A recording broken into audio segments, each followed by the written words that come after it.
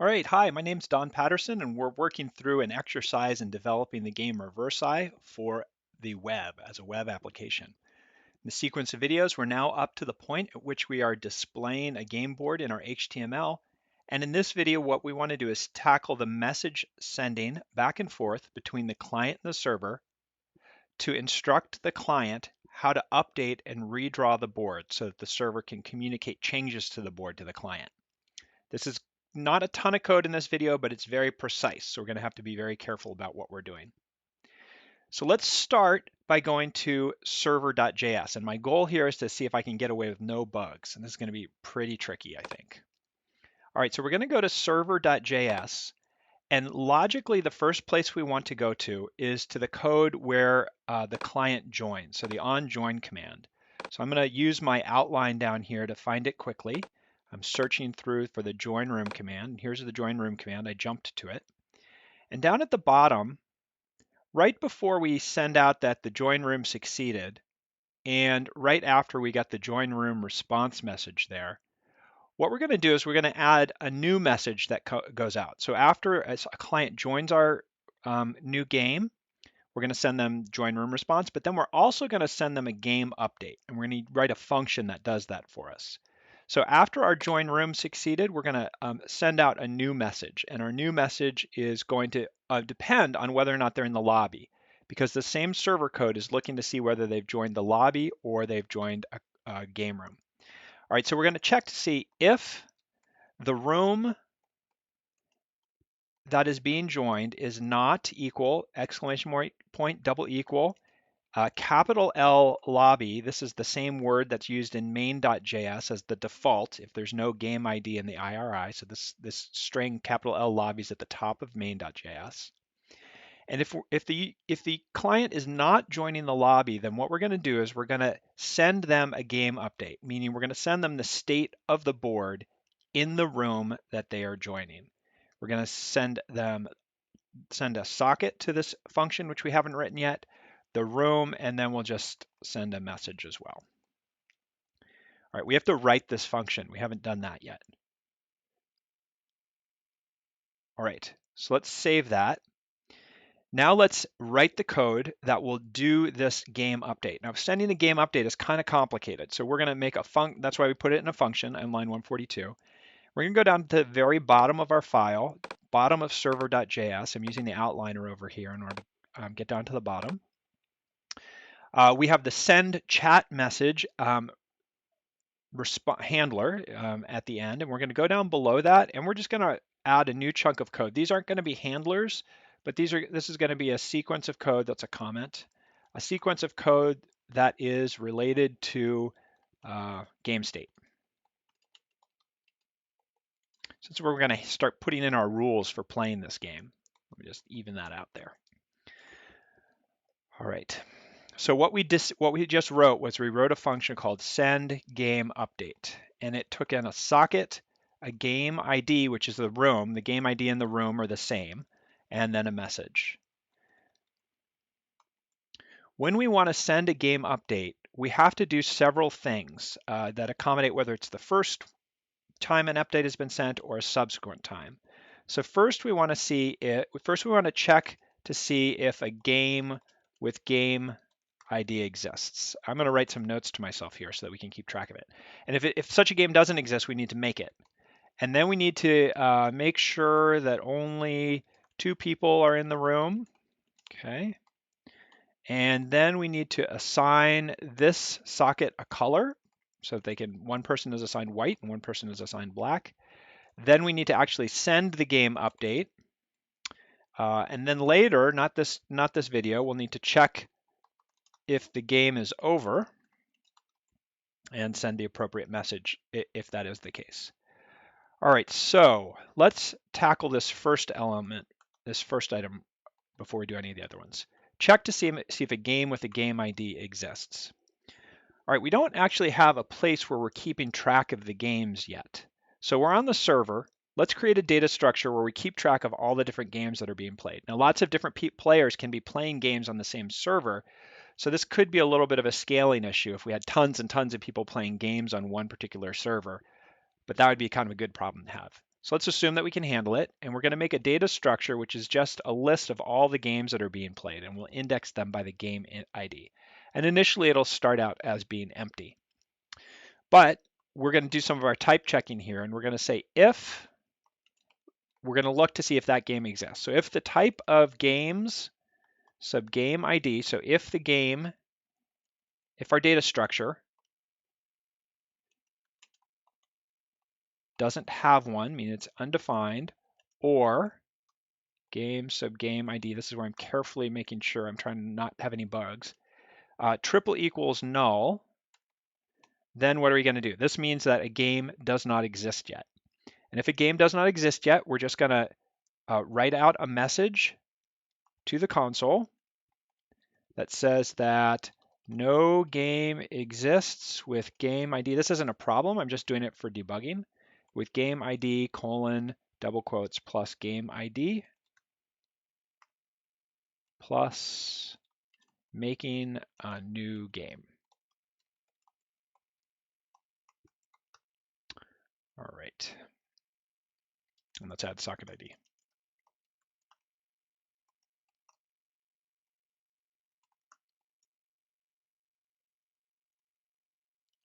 All right, no game exists, making a new game for socket ID. Great. All right, and then we do actually need to make it. So now it doesn't exist, so we're going to say game sub game ID equals, and we're going to have to write something that creates a new game. So create new game. That'll be a function that we have to write up above. Let's for now just put a placeholder here.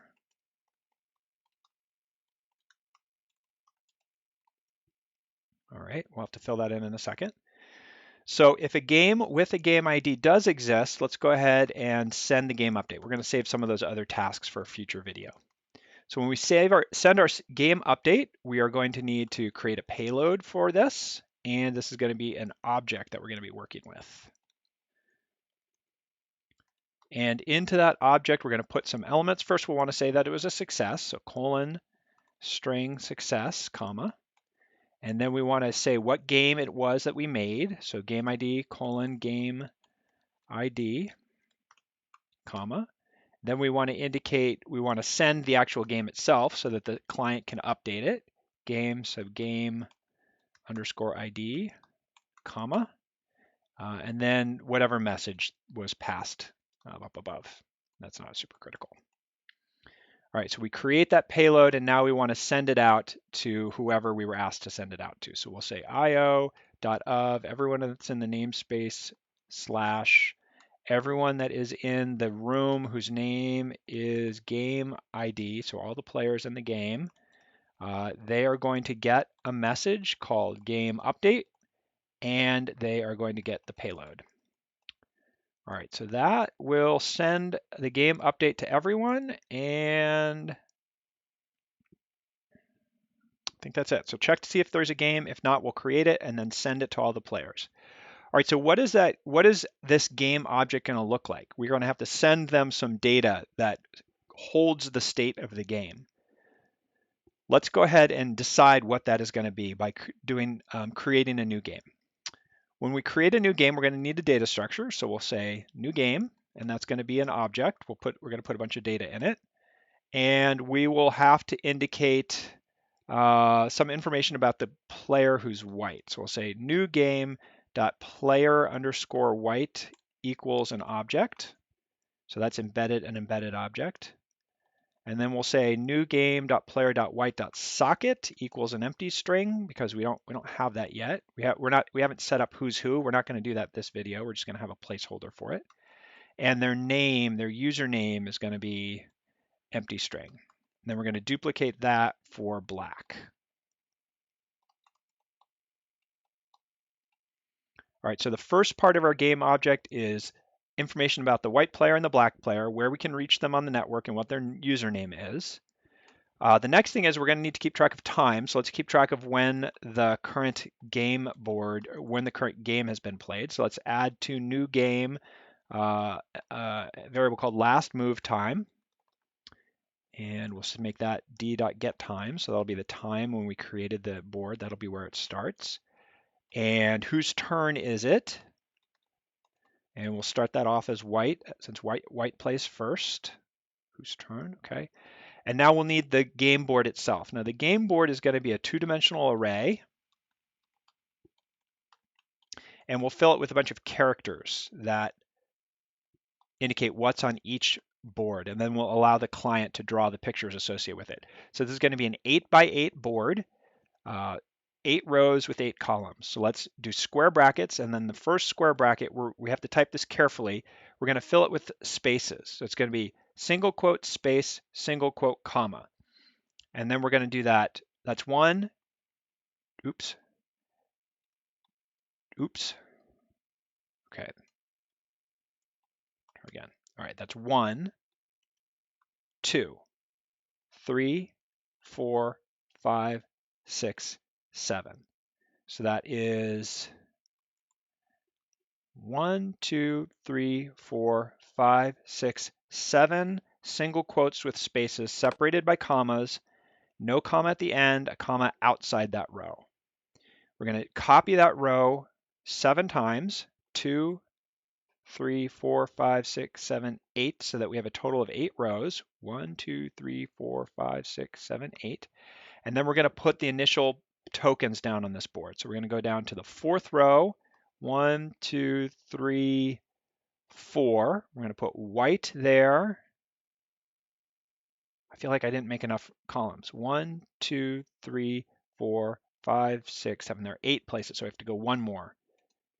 Add one more column to each of those.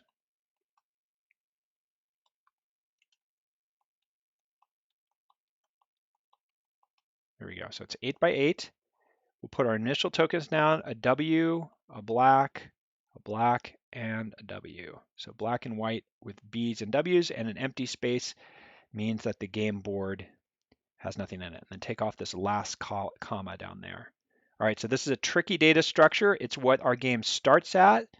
And then what we're going to do is at the end of that function, we're going to return that new game structure, including the board. And that will be what we send to our client. All right, so the flow is that a client joins our room, and then we send them a game update. If there's no game that has been started for the room that we're in, remember the room was chosen randomly, then we create a new game, we assign it to the data structure that we're keeping track of, and we send it to them. That looks okay.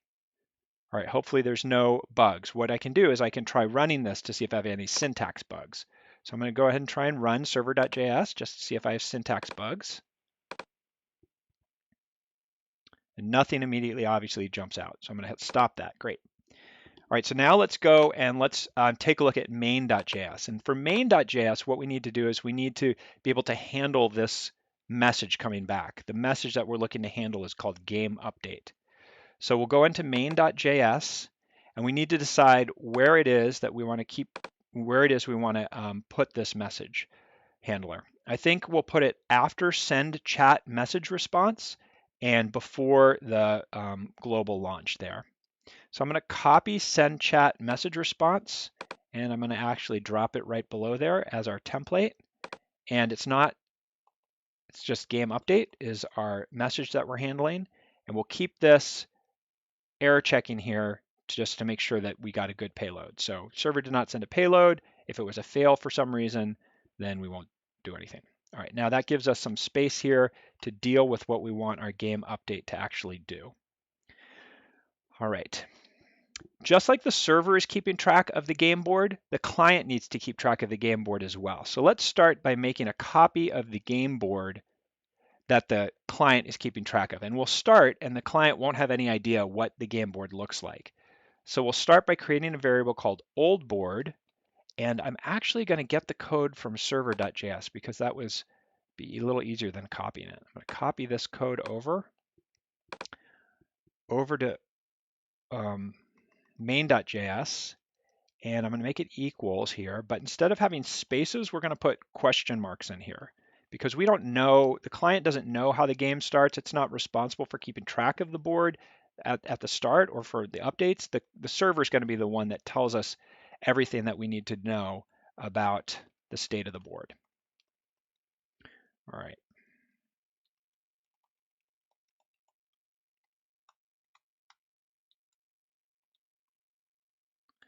All right, so there's a bunch of question marks that start our old board. All right, now when we're handling our game update, we want to check to make sure that we got a good board. So the board that the server is sending us will be in the payload, and we'll let the board, make sure we spell it right, equal to payload.game.board. That's what we did. That's what we created when we did the create new game. And now we need to make sure that it's well formed. So if the type of board is undefined, or if board equals null, then we have a problem, and we'll go ahead and log that. And what we'll log is we'll log that the server did not send a valid board to display. And if that happens, then we'll just return. All right, but if we did get a good board, then there's a couple things that we might need to do. We'll do this in the future, but for now we'll just put a placeholder here. We might need to update my color, so figure out which color I am based on what the server sends to me. But what we're going to do now is we're going to animate all the changes to the board. So we're displaying one board right now in our document object model, and we're going to update what it is that we are displaying based on what we were just sent from the server. So this is going to be a two-dimensional, a nested loop that's going to go through each row and each column. I'm going to do a for loop. So we'll say for let row equals 0 while row is less than 8, row plus plus, and put a curly bracket at the end of that. And then we're going to do the same thing internally, but inside that loop, but we're going to just call it column. Wow, typing. Okay. Get that all lined up. Now what we're going to do is we're going to look for changes. So we're going to check to see if the server changed any spaces on the board. So we're going to compare our old board to our new board. So first, let's just see if there was a change. So if what we had in our old board at the row and column position that we're currently looking at, not double equals what the board that's coming in from the server says. So if what we think the board is not what the server says, then we need to animate the change. And how we animate the change depends on what we're going from and what we're going to. And this is a little bit tricky, so we have to be very careful here. So when we animate the change, we have to update the graphic that we are showing on the board. So we're going to pick the graphic using a variable called graphic, and we'll just set it equal to nothing for the starters. And then we're going to need an alt tag for that as well, and that'll start off being nothing. And now we're going to do a bunch of checks. So we're going to say if let's see, I want to get this right. I'm going to copy this actually. All right, if, two parentheses at the beginning, if old board row and column equals a question mark. So if we don't know what the space was before, if we didn't have a server message for what a space was, so if it was question mark, and now we're being told double ampersand that the board row and column triple equals is a space, then we need to animate that change. And the way that we're going to animate that change is we're going to set up our graphic to be equal to, well, the empty GIF, which might not have any animation with it at all. And our alt tag will just say empty, or you could say empty space. We'll say empty space. That's for text-to-speech readers. All right, so our first condition is question mark going to space. Let's add a new condition by copying that code and inserting an else. And so if we're going from question mark to white, then what we want to do is we want to say, well, let's animate with empty to white GIF that we made. And we want it to say that this is a white token, because that's what it ends up being. Let me look at that, make sure I don't have any bugs. All right, let's do that again for the case when we go from, in the case where we go from nothing to a black token, in which case we're going to animate it with the empty to black, and then our alt tag will be black token. All right, so three cases: question mark to space, question mark to white, question mark to black. Now, it might have started out that we had a space. So I'm going to take the last 8 lines here and paste them down. And so now what we're going to do is we're going to move from a space here and a space here to white, in which case we're also going to do empty to white, white token, and empty to black, white token. But that's when we change, when someone puts a new token down. All right. Then we have kind of an unusual case. I don't know exactly when we would have this, but we'll go ahead and put it down for completeness, and we'll do the opposite direction. So I'll take the last 8 lines there and place it down here. And we're going to say this is when white goes to space. And I can't remember if I asked you guys to make a white to empty token or not. If you don't have a white to empty token, you can just use the empty token here. And the alt tag will be empty space. So that's white to space. And then if we end up going from black to space, then we will have black to empty, and that's going to be an empty space. All right.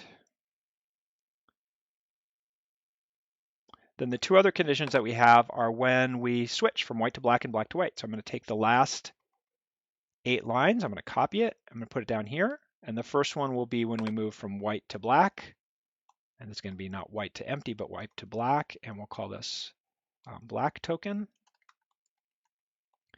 And then when we have a black to white, make sure it's just white in there, we'll have black to white, and we'll call that a white token. And then the last thing is if we get something that we don't expect. So if that's the case, copy these last 4 lines, we're just going to have else, in which case the graphic will just be an error. If there's anything else we didn't cover there, we'll say it's an error, GIF, and we'll have an error.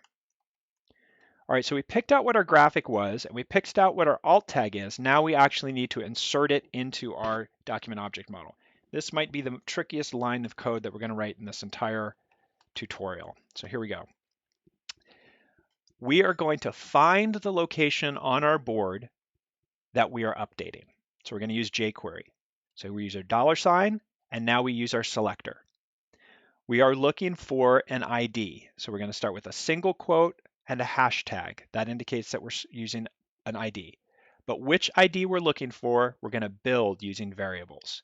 So we're going to concatenate to that the row, and we're going to concatenate to that single quote underscore single quote, and concatenate that to column. That will cause us to pick out which one of our table cells we need to update. When we select that location, we want to change the HTML that is within it. And the HTML that is within it is going to be something new. It is going to be a new image. So we're going to use a single quote, start an image tag. We're going to give it the class, and now here's where we start getting tricky. The class is equal to double quotes, image-fluid, double quotes, space. Now we have to build our location based on the graphic that we had. So the source of our image, src, is going to be equal to double quotes, assets slash images slash single quote, concatenate our graphic, concatenate single quote, question mark, time equals. Now we have to do this time equals thing here. It's a little bit advanced, but we have to put a fake parameter on our URL called time so that our browser doesn't cache animated graphics. We have to make it look like the URL is different every single time that we use this URI so that it animates it every time. If a browser caches an animated GIF that plays once, it's only going to play it the first time and it won't play it after it's cached. So we're going to set that up and we're going to say time equals single quote concatenate t. We'll have to pick out a time in a second, go back and repair that. Concatenate that with single quote, double quote, space, alt equals, double quote, single quote, concatenate our alt tag, concatenate, single quote, double quote, /, close the tag, single quote, paren, semicolon. And if all goes well, it'll be colored in such a way that, oh, and then, yeah, there we go. If all goes well, they'll be colored in such a way that your variable names, graphic and alt tag, are one color, and your strings are all another color. Now we need to create that variable t, put above it constant t equals new date dot, new date dot now. All right, that was quite a bit. Then the very last thing that we have to do is we have to say that once we have gone through, let me check to see what we have up here. Yes, after we've gone through each of our rows, we need to say that what was our old board is now our new board, or what is our old board is now the board that we just saw. Save that up.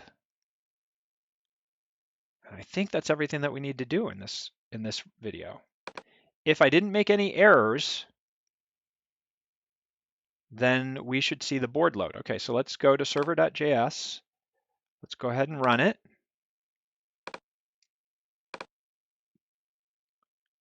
Okay, that's running clean. Let's come over to our browsers. Let's reload it from the beginning. I got inspect tab open in another window that you can't see with disabled cache on it. So, okay, let's try A, enters the lobby. B enters the lobby. So far, so good. I don't see any errors in my inspect tab. A will invite B. B will decide to play with A, start the game, and we see all our error tokens. So something went wrong. And I'm looking over in my inspect in my browser, and it says date.now is not a constructor. So I made some sort of error in main.js with, oh, it's not new date now, it's just date now. Shoot, that was so close to getting the whole thing right without any errors. All right, let's save that. Let's come back and let's reload, empty cache and hard reload this page. Oh, great. Empty cache and hard reload the page. Perfect. Great, so we've got our board state loading automatically. There's no interactivity here. The next thing that we need to do is add some interactivity. But the last thing that I want to do, this is just sort of a pet peeve. See how the messages are saying A left the CB256? That's sort of telling us what the game room is, that the user is going to be confused by that. So let's alter that as the last thing we do in this tutorial. That's part of the join room response message, or join room response in main.js. So let's go to that. In main.js, let's look at join room response. I'm going to look over here in my outline, click join room response, come down here to where we update our chat. Here it is. We say join room response, some name, joined which room, and I'm just going to change this so we don't specify the name of the room. It's just going to say joined the chat room. And then we'll delete that until we get all the way to here, and our color coding should end up so that payload.username and payload.count is colored right. We're going to save that, and if we come back here and then we reload this page, and we reload this page, you can see that now B joined the chat room, B joined the chat room, A joined the chat room. Great, that looks good. And it should still work on our lobby. So if we go back one to our lobby, and we go back one to our lobby, we see B join the chat room. Great. All right. So I think that's it. I think that's setting up our game board, and the next step is to start adding interactivity to those tokens. Thanks for your attention. Good luck on getting all the very detailed-oriented syntax correct. This is a very syntax-oriented lecture. Thanks for your attention.